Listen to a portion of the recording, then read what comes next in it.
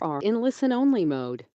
Welcome to Coleman Report Live. I'm Bob Coleman, and we're talking Main Street and the small business lenders who help it grow. John Reosti, good to see you. I know you've been working the last couple of weeks. Lance, always good to see you. Yeah. And I want to start out with a follow-up on Lance's webinar, which was excellent on the new 50-10 changes. And the first question we have for you is, does your prudent lending standards require hazard insurance and collateral items on loans under $500,000? Lance, when we asked this on Wednesday during your webinar, we had an interesting response.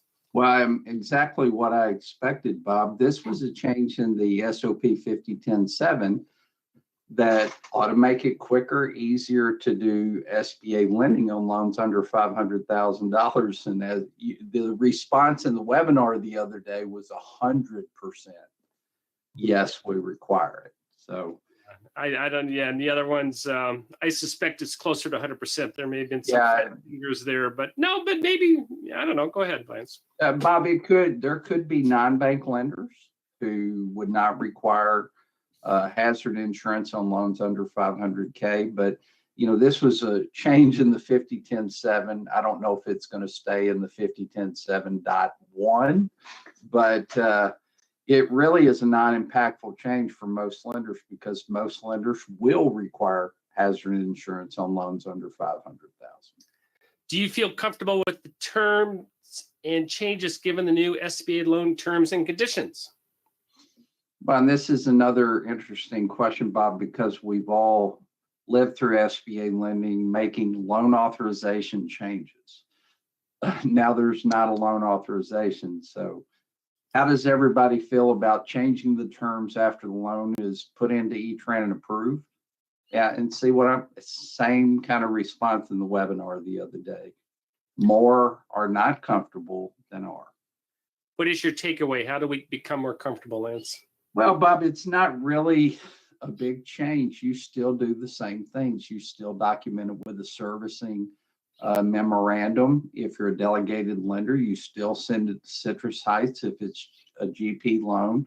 You're still going to do it the same way. It's just not called a loan authorization change. It's called an SBA terms and conditions change. Do you collect a packaging fee from the borrower for SBA loans? Well, and this is one of those questions, Bob, I was just trying to encourage people.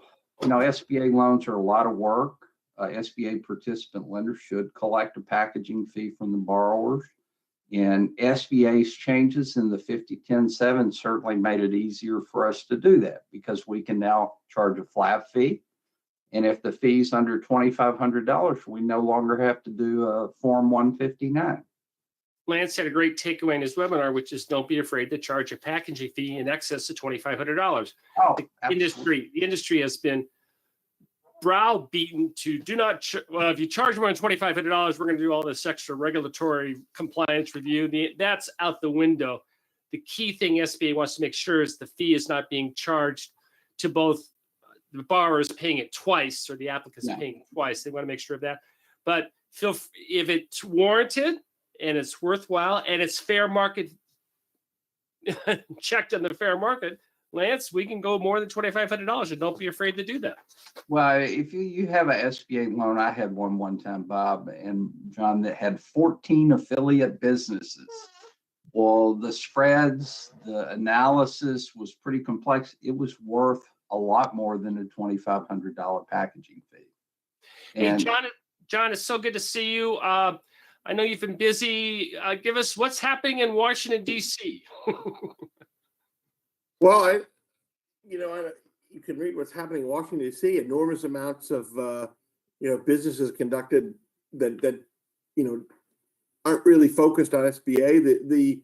The House itself as an institution is struggling to elect a speaker, and there's not a lot of business that can happen, but committees are still meeting, and one of that was the Small Business Committee. You probably talked about this, about the letter that Chairman Williams wrote. I guess it was the 18th. Yeah, please.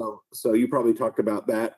But no, go ahead. Tell us about it. Tell us about that. It was a letter, sort of reiterating the position on an issue that they've talked about before, which is the idea of SBA not collecting on loans $100,000 or less, and that's not accurate. I mean, it's not a sort of a holiday for people who borrowed less than, and we're talking about PPP loans, and excuse me, I should get that out there, that they don't have to repay it. I guess they're talking about, potential fraud. They have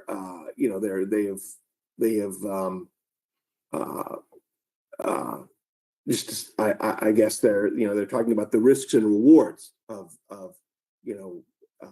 fully investigating, or all of those loans. And I'm putting it badly, because the bottom line is SBA isn't not collecting, and they're not going after fraud that's determined. It's just that I guess they're going to focus a lot more of their attention on bigger cases. John, I can kind of confirm what you just said. Still in the trenches with PPP and working through fraud cases on cases that we've submitted for guaranteed purchase. SBA's trying their best, and various agencies are doing their best to collect on. I've never seen, I had a collection project the other day that I got a request for information from an agency on a $782 loan. SBA, what he's talking, SBA is trying to collect on all PPP loans.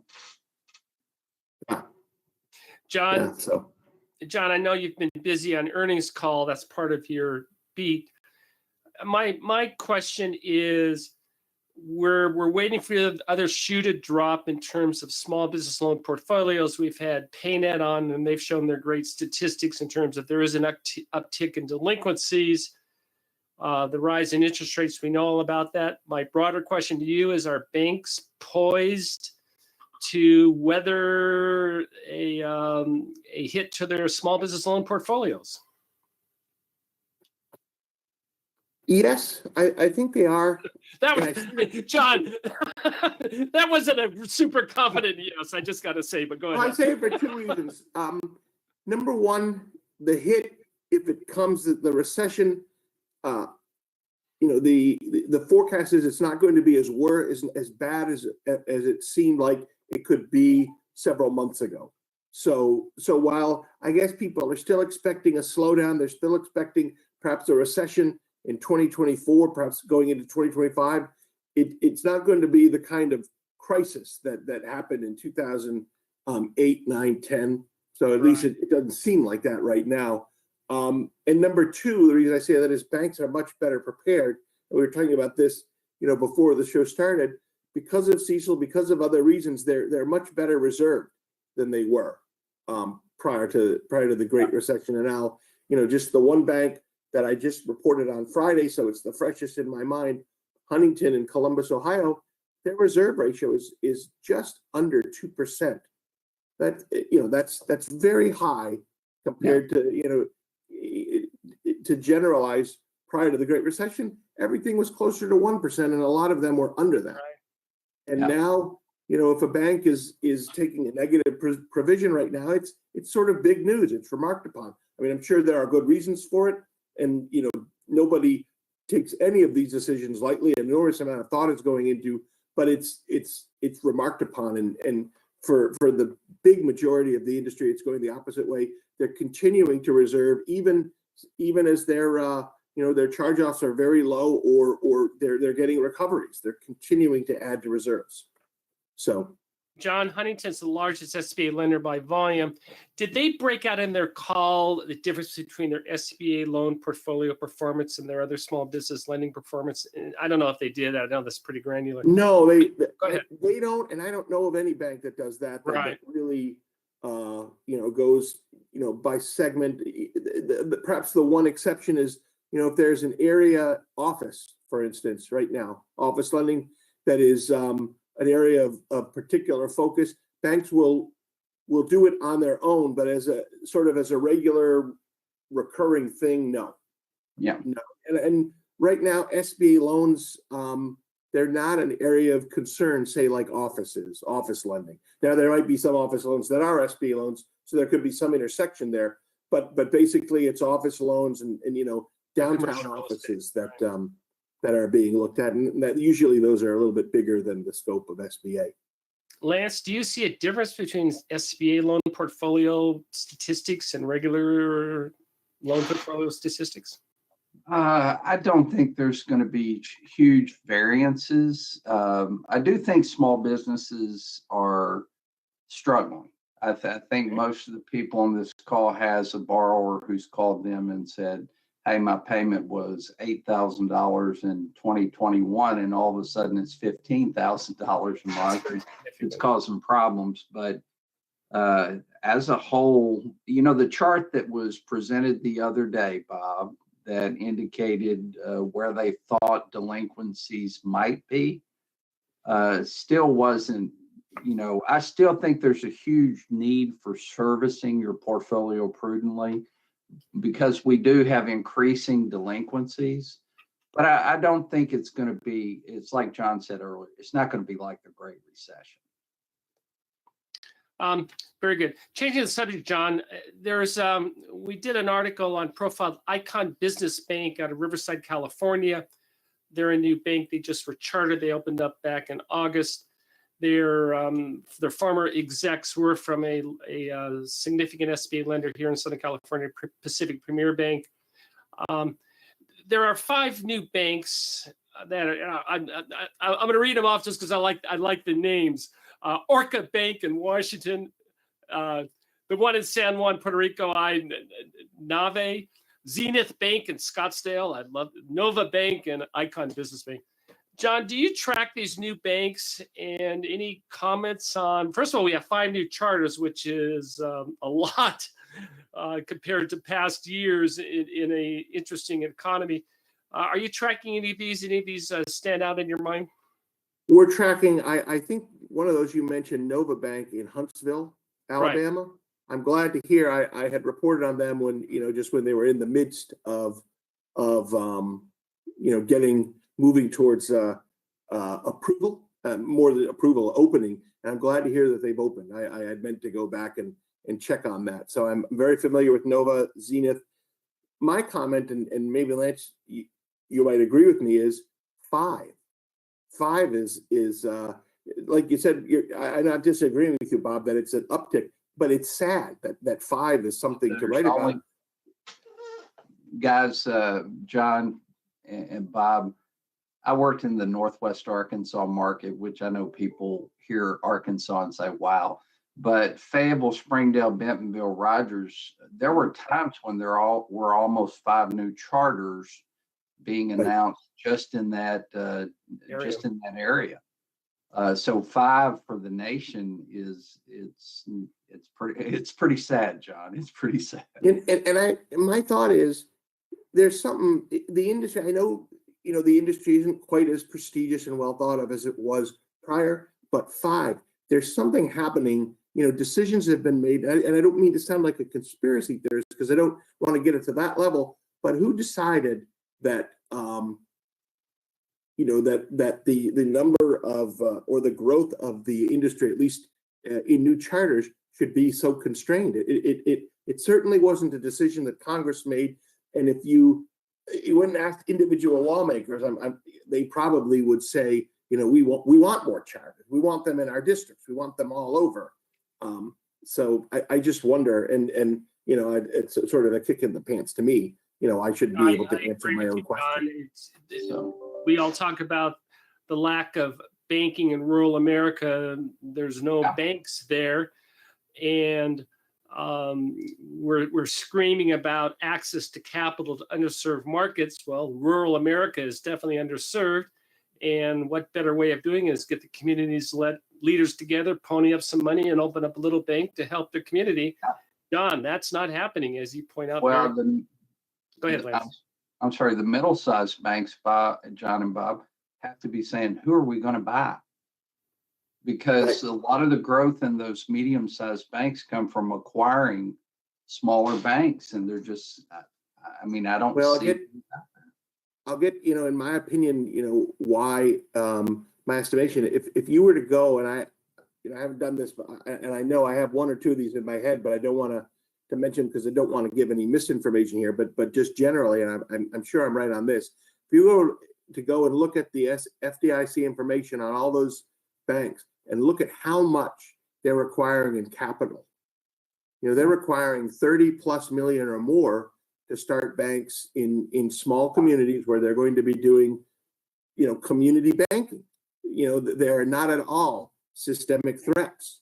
And, that's an enormous amount of capital. They have to work very hard to put it to work. So it's just, they start out, why can't a bank, start with 10 or 12 million dollars of capital instead of routinely 25 and 30 million? Yeah, Icon was capitalized at 23 million. The 5 banks we're talking about are all urban areas, and you're right. And there's a different business model. There's certainly room for the Wall Street banks, for the large banks that are consumer oriented, and the Wells Fargos and Bank of America automate as much as possible, and that's a great business model. But there's also a business model of the old school. Lance, the farmer, comes up to the desk and dirt on the boots and says, "I need to buy a tractor, Lance." Hey, Bob, I can't tell you how much I missed the day when I had enough authority and was lending money at a bank, and that customer who you'd done a business loan for walked in the door and said, "I want to buy $100,000 tractor for my farm." And I'm like, "Okay, come back tomorrow and I'll have the documentation ready." Yeah. There's still a need for that. And we're talking, and to talk about a character loan, those go back to character loans, where the long time, where the banker knows the operation and can drive by that farm, and they know the community, which farms produce and which ones don't. And Well, Bob, that doesn't translate well to a fund. Anyway, we are waxing eloquently about old school, and that ain't there right now. So, Well, Bob, I can share a quick story. My brother, who has a great business operation, has a farm, and he's looking to buy a tractor. And he's like, "Who should I go see?" And I was telling him about the process. He's like, "I'm just going to write a check," is what he said. Because he didn't want to have to go, those character loans, Bob, and John, where you walk in the door and the banker says, "Yeah, I've done business with them for 20 years. I'm going to do this $75,000." if we're doing character loans for urban underserved markets, and I'm all for that, we should be doing it for rural America. Absolutely. Yes.